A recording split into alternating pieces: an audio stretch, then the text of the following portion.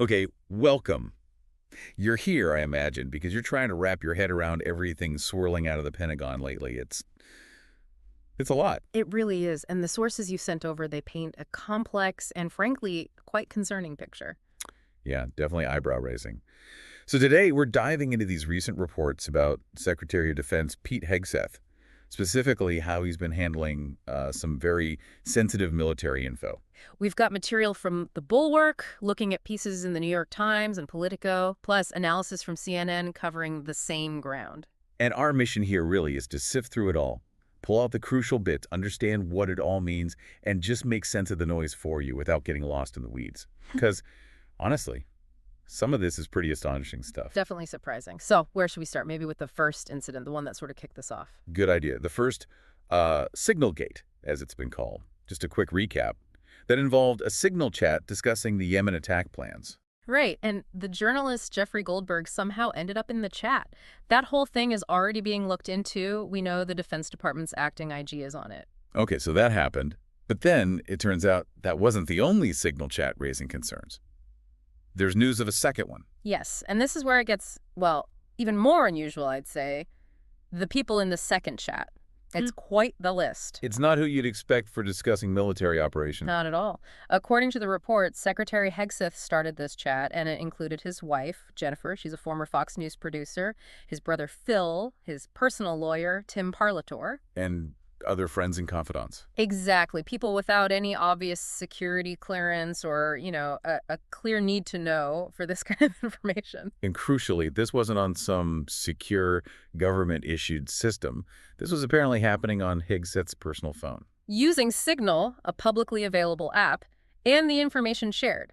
We're talking, reportedly, about flight schedules for F-18 Hornets going after Houthi targets in Yemen. The same attack plans from the first signal chat. Seems so, the same sensitive details. And discussing that on a personal phone, on a commercial app, with that group of people, well, the security risks are pretty obvious. Yeah, Sabrina Singh, who used to be the Pentagon's deputy press secretary, she was on CNN and called it truly shocking.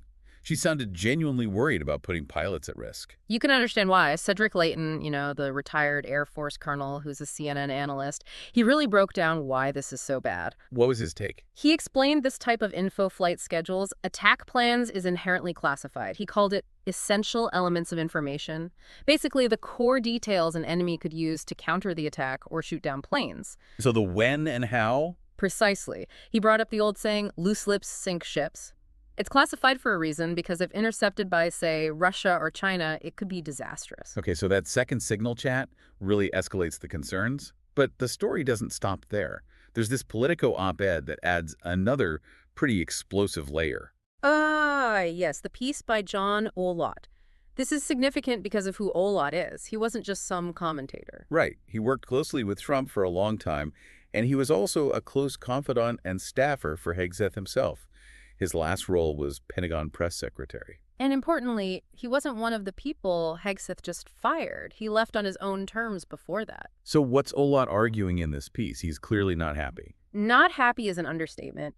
He essentially argues that what's happening with Hegseth is a full-blown meltdown at the Pentagon, and he says it's becoming a real problem for the administration. Wow. Full-blown meltdown. That's strong language coming from a former insider. Extremely strong. And he gets specific. He hits on the seriousness of Signalgate, calls the administration's attempts to downplay it unserious. What else did he criticize? He went after the crisis communications advice Hegseth was apparently getting, calling it horrible and comparing it to Clintonian non-denial denials, which is quite a jab from within GOP circles. Ouch. Anything else specific? Yeah, he mentions Hegseth reportedly bringing his wife to meetings with foreign military officials where sensitive info was discussed, calls that inappropriate. He also brings up the controversial top-secret briefing given to Elon Musk about China. Right, given Musk's business ties there. Exactly. And maybe the most alarming part, Olot warns there are very likely more shoes to drop. He says there could be even bigger bombshell stories coming this week, based on what Pentagon reporters are hearing privately. That sounds incredibly unstable. So what's Olot's bottom line? What does he think should happen? He's blunt. He says, for the good of the administration, Hegseth needs to be replaced as Secretary of Defense. He writes, the president deserves better than the current mishigas at the Pentagon. Mishigas. Yeah, it's the Yiddish word.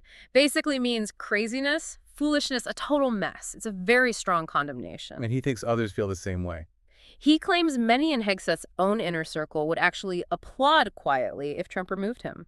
That really speaks volumes about potential internal dissent. Which connects directly to something else mentioned in the sources, the recent firings, right? Exactly.